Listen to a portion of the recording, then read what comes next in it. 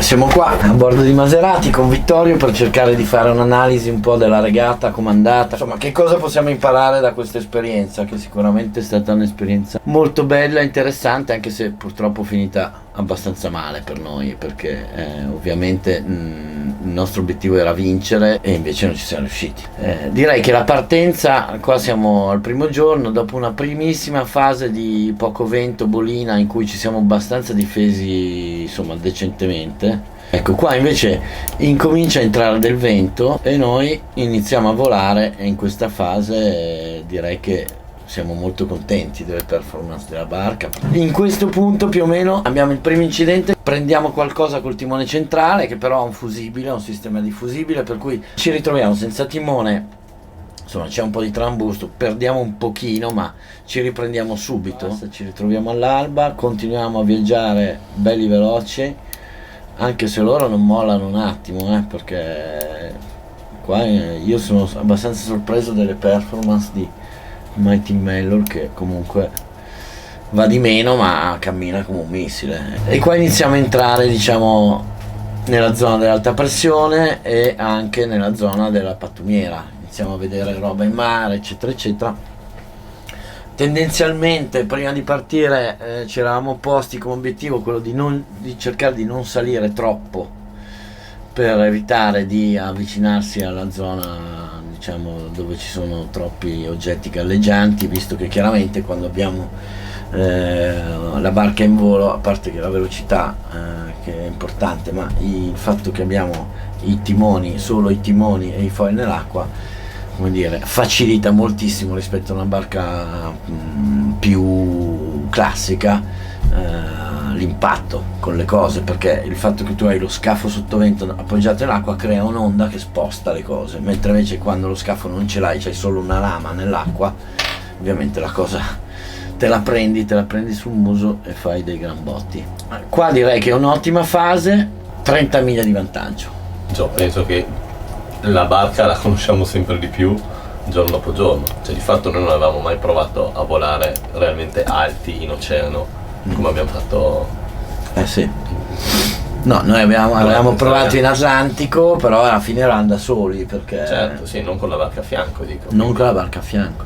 E poi anche il fatto di non avere le posizioni in tempo reale in questa regata per noi è stato un gran peccato, perché ovviamente non ci ha permesso di fare i confronti in tempo reale e quindi di imparare, di capire, di dire no, allora proviamo a non volare, proviamo certo a togliere il foil, proviamo invece a volare. Il ritardo delle 4 ore ha reso anche molto più difficile un qualunque controllo tattico, perché ovvio che da questo momento qua, per esempio, avessimo avuto posizioni in tempo reale, noi ci saremmo messi in controllo sugli avversari, li avremmo lasciati andare a nord. Qua inizia una fase in cui tendenzialmente loro sono andati a nord, noi li lasciamo andare a nord e tendenzialmente incominciamo a cercare di strambare, cercando di fare degli angoli decenti, ma decidiamo di non andarli a inseguire nel campo minato verso nord, e forse qua è stato sicuramente un errore, cioè dovessi ricominciare, visto poi com'è andata la cosa,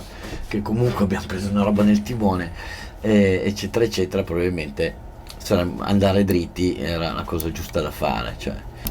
Ecco, adesso qua arriviamo al momento in cui abbiamo l'incidente al timone. Da quel momento lì ovviamente tutti i nostri bordi senza il timone sullo scafetto andiamo alla fine 2 o 3 nodi più piano, perché il pericolo che il timone centrale esca dall'acqua e quindi poi si perde il controllo della barca è molto importante.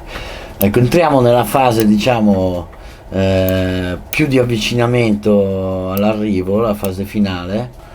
Infatti qua siamo a 4,56 contro 4,79. Sì, sono 24 miglia. Sono 24 miglia, che vuol dire poi un'ora di navigazione. Noi quell'ora lì ce la siamo giocata stando fermi a cercare di recuperare la pala del timone. Qua in poi loro hanno 2 sistemi di vento completamente diversi. Guardate Fedo che rotta che fa, e lui qua accelera di brutto. Purtroppo noi arriviamo in ritardo su questo flusso e siamo costretti a scendere con un angolo molto più stretto perché abbiamo meno vento, e quindi lui si allunga tantissimo. E qua praticamente Fedo arriva da sud, ci incrocia davanti e siamo alla fine della regata praticamente. il vento cala e cominciamo a fare degli angoli più aperti e, insomma, e la regata praticamente si conclude così. A Malta avevamo perso tutte le boccole, abbiamo fatto un sistema per cui le boccole adesso sono molto più solide, ci siamo riusciti perché sono ancora qua le boccole come vedete. Il problema è che la pala nell'impatto ha sfondato la cassa ed è uscita da dietro semplicemente. Abbiamo avuto molta fortuna perché è rimasta attaccata comunque al tirasù, che ci siamo ritrovati la pala che sembrava un pesce spada. Abbiamo fermato la barca all'istante mettendola in cappa col Genaker, tutto un macello bestiale, pensate di notte. Siamo schizzati qua sullo scaffetto, io, Carlos e tutti gli altri, abbiamo iniziato a tirare pian piano, siamo riusciti a tirarla a bordo e a sistemarla, rinunciando al materasso di bordo per dormire, a sistemarla in centro barca e quindi a trasportarla fino a qua. Quindi a questo punto dobbiamo ricostruirci una cassa e cercare di capire come sarà possibile poi sviluppare un sistema per cui ci sarà un fusibile anche su questi timoni. Quindi Vittorio, insomma, abbiamo capito un tot di cose, ma bisogna migliorare. Vabbè, dici bene. Dopo, sai Gio, non bisogna dimenticare che noi abbiamo regattato contro 2 imbarcazioni che esistono da un sacco di tempo, da 15 anni probabilmente l'Orma e una decina il Mod, e sono barche che hanno lavorato tantissimo, hanno ottimizzato al massimo, vanno ormai penso al 98%, al 100% del loro potenziale. Maserati Volante è una barca che comunque deve scoprire ancora un sacco di cose. Noi riguardavo i dati delle velocità durante la regata, noi abbiamo momenti che andiamo al 120% delle velocità di una vecchia barca, però non abbiamo ancora la capacità di renderlo consistente per 4 giorni di regata.